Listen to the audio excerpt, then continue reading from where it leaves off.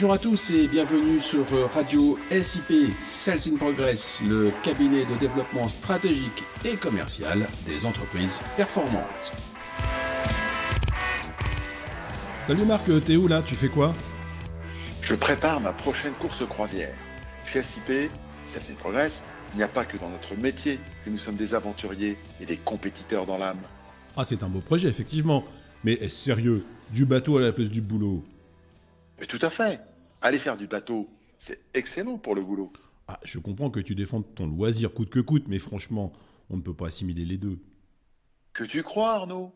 Il y a de grandes similitudes et forcément, les qualités nécessaires au travail se retrouvent en bateau. Cette pratique permet même de les développer, de les affiner. Ok, bon, t'es un bon commercial, hein, ça c'est vrai. Hein. Mais là, vraiment, j'ai du mal à te suivre. Hein. Ça tombe à l'eau, ton truc. Attends, Arnaud, laisse-moi te montrer les similitudes. D'abord, tu as une structure, le bateau. Il en existe des petits et des grands, comme les entreprises. Il y a des TPE et des grands groupes. T'es bien d'accord avec moi, là? Bon, ok. Ensuite, il y a toujours un capitaine, celui qui fixe le cap, décide des objectifs et de la façon de les atteindre. Nous avons également un équipage, plus ou moins important, pour réaliser les manœuvres. À chaque poste, il faut un spécialiste pour assurer la sécurité et aussi, bien sûr, le haut niveau de performance. Enfin, il y a la mer et la météo. Éléments changeants, parfois favorables, parfois défavorables.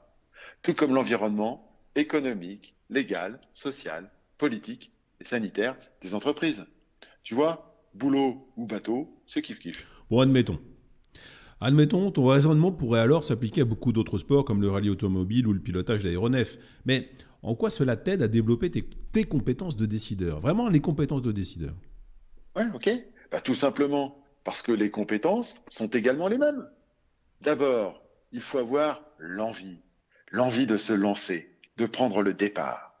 Ensuite, il faut visionner son parcours idéal en projetant les pièges à éviter.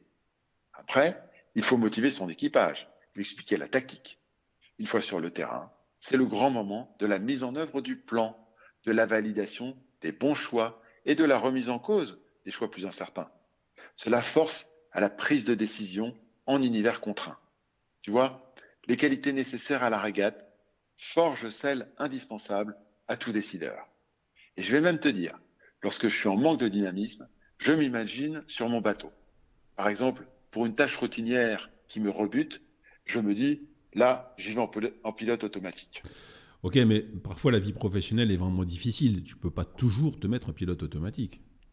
Soit, tu as raison. Le gros temps est parfois dur à gérer dans l'univers professionnel.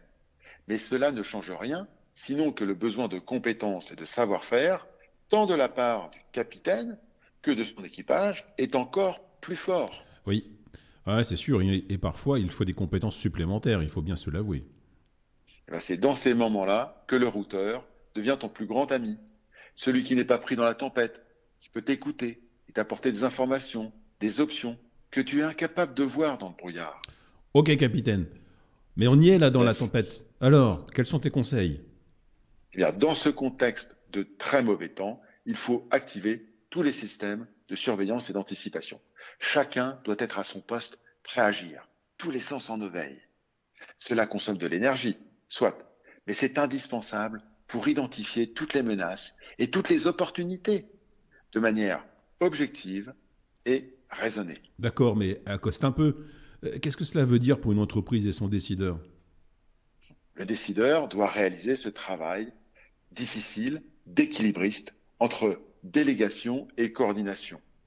Délégation accrue des équipes, c'est-à-dire leur faire confiance pour gérer au mieux chacun leur poste. Coordination pour assurer une cohésion de l'ensemble et garantir qu'au final, toutes les actions tirent l'entreprise dans la même direction, celle qui a été définie. Et comment fais-tu ce tour de passe-passe? Une seule solution, l'accompagnement. C'est à la fois du conseil et de la formation. Le conseil, c'est un autre point de vue et une analyse plus froide. La formation in situ, c'est la garantie de mise en place dans les temps et dans les règles de l'art. Ainsi, le décideur et ses équipes bénéficient d'un double effet positif dans la tourmente. Et je suppose que Sales in Progress peut être sollicité. Bien sûr, Arnaud, Sales in Progress et ses partenaires sont des routeurs d'entreprise reconnus depuis plus de 10 ans.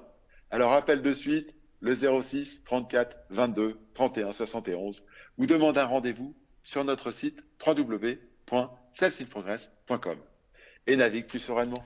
Merci et salut Marc. Merci Arnaud.